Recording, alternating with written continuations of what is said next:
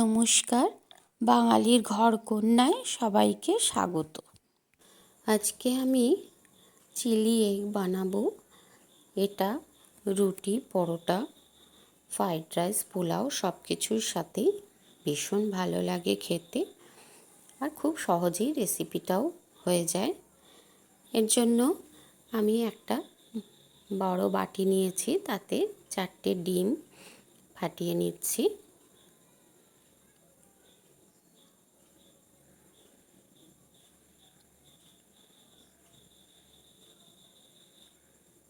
এবার এতে অল্প পরিমাণে নুন দিয়ে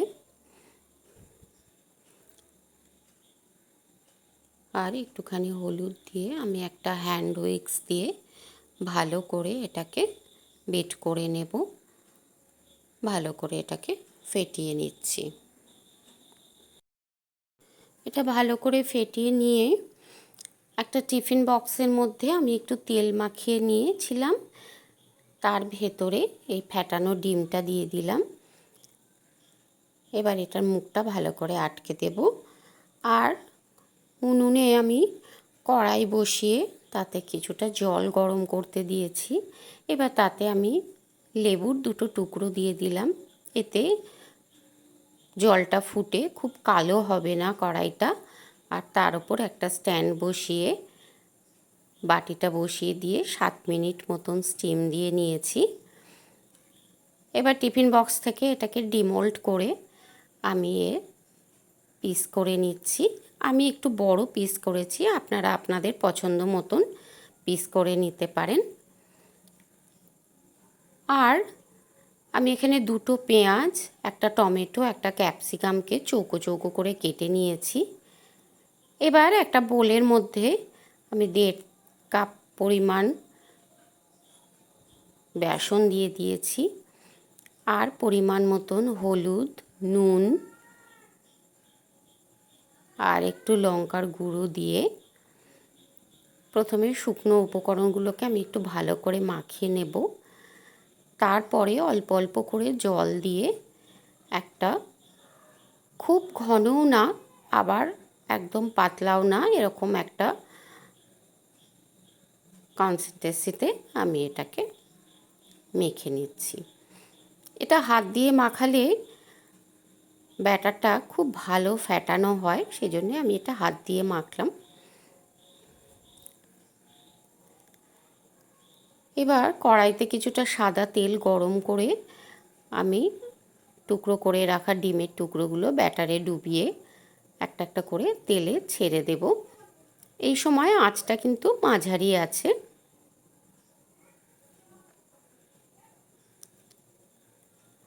যতগুলো ধরবে আমি ততগুলোই এখানে দিয়ে দিচ্ছি।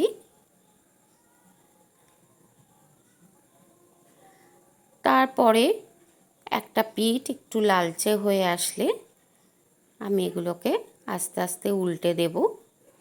এভাবে আমি 2 পিঠ ভালো লালচে করে ভেজে নেব।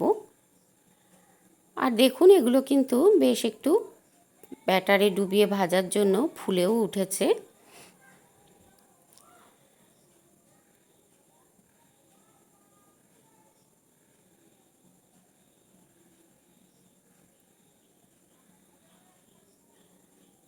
এগুলো এবার আমি তুলে নেব আঁচটা ছড়িয়ে দিয়ে।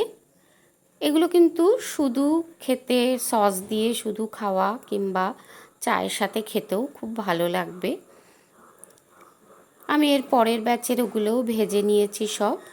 এবার ওই যে তেলটা ছিল তাতেই 8টা মতন রসুনের কোয়াকে আমি ভালো করে কুচি করে নিয়েছি, সেটা দিয়ে দিলাম।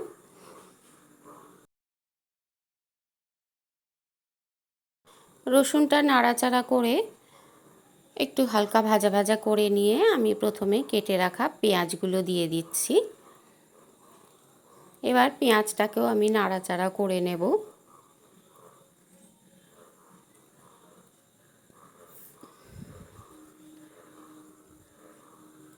এবার এতে আমি পরিমাণ মতন নুন দিয়ে দিলাম।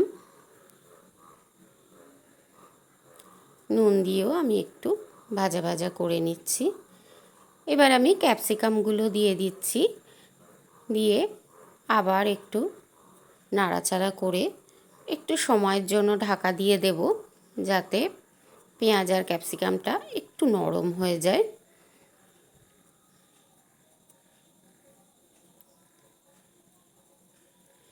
এবার আমি কেটে রাখা টমেটোগুলোকেও দিয়ে দিচ্ছি, আবার সেটাকেও নাড়াচাড়া করে আবার একটু সময়ের জন্য ঢাকা দেব। এবার মোটামুটি সব কিছুই বেশ একটু নরম হয়ে এসছে। এবার আমার ছাদ বাগানে পেঁয়াজ পাতা হয়েছিল, সেটা কেটে এক বাটি মতন সেটাও দিয়ে দিলাম। এটা না দিলেও চলে, আমার বাগানে ছিল বলে আমি দিয়ে দিয়েছি। আবার একটু ঢাকা দিয়ে দিয়েছিলাম। দেখুন এবার সব কিছুই বেশ ভালো নরম হয়ে গেছে। এবার আমি 2 টেবিল চামচ পরিমাণ ভিনিগার আর চিলি সসও দিয়ে দেব 2 টেবিল চামচ, সয়া সস 2 টেবিল চামচ দিয়ে সব কিছুকে আবার ভালো করে নাড়াচাড়া করে নেব।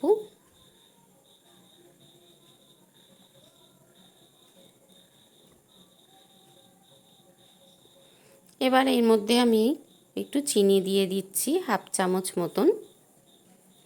আমার এই রান্নাটা আপনাদের কেমন লাগছে আমাকে কমেন্ট করে জানাবেন। আর যারা আমার চ্যানেলে নতুন তারা চ্যানেলটা সাবস্ক্রাইব করে আমার পাশে থাকবেন। এটা তো খুব ঝোল হবে না, একটু গামাখা হবে, তাই আমি এখানে ছোটো বাটির 2 বাটি জল দিয়ে একটু ঢাকা দিয়ে দিয়েছিলাম। দেখুন সবগুলো খুব ভালো ফুটে উঠেছে ঝোলটা। এবার আমি ভেজে রাখা ডিমের বড়াগুলো দিয়ে দিলাম, আর 2 টেবিল চামচ কর্নফ্লাওয়ারকে আমি জলে গুলে নিয়েছিলাম সেটাও দিয়ে দিলাম। এবার সব কিছু মিশিয়ে একটু নাড়াচাড়া করে আঁচটা বন্ধ করে একটু ঢাকা দিয়ে রেখে তুলে নিলেই সার্ভ করার জন্য একদম রেডি।